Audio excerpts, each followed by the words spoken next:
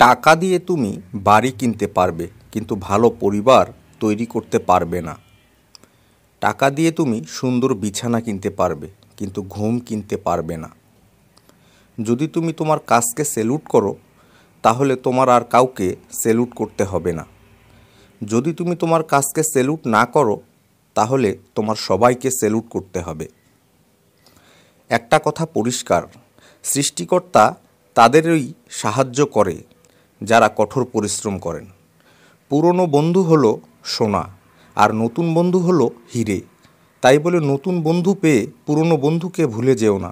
মনে রেখো, সোনা দিয়েই আংটিতে হিরেকে ধরে রাখতে হয়। সম্মান পেতে হলে সম্মান দিতে হয়, সম্মান না দিয়ে সম্মান আশা করাটা বোকামি। সফলতার গল্প পড়ো না, কারণ তা থেকে তুমি শুধু ব্যর্থতা পাবে। ব্যর্থতার গল্প পড়ো, সফল হওয়ার কিছু ধারণা পাবে। টাকা দিয়ে তুমি ঘড়ি কিনতে পারবে, কিন্তু কখনো সময়কে কিনতে পারবে না। স্বপ্ন বাস্তবায়ন না হওয়া পর্যন্ত তোমাকে স্বপ্ন দেখতে হবে।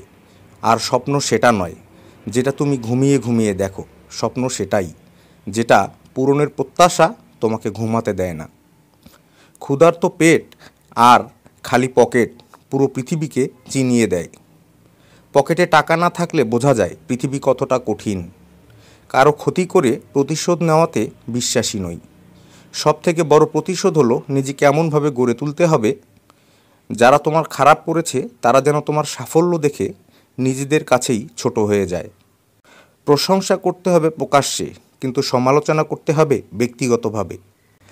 পাখি কখনো তার ডাল ভেঙে পড়ে যাওয়ার ভয় করে না, কারণ তার বিশ্বাস ডালের উপরে নয়, ডানার উপরে থাকে। তাই জীবনে চলার পথে নিজের উপর বিশ্বাস রেখে চলো, অন্য কারো উপরে নয়। একটি ভালো বই 100 বন্ধুর সমান, আর 100 ভালো বন্ধু একটি লাইব্রেরির সমান।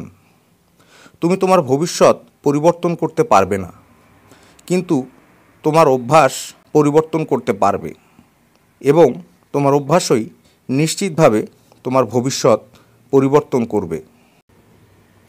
জীবনে সবচেয়ে বড় জয় হলো এমন কিছু করে দেখানো যা সবাই ভেবেছিল তুমি তা কখনোই করতে পারবে না।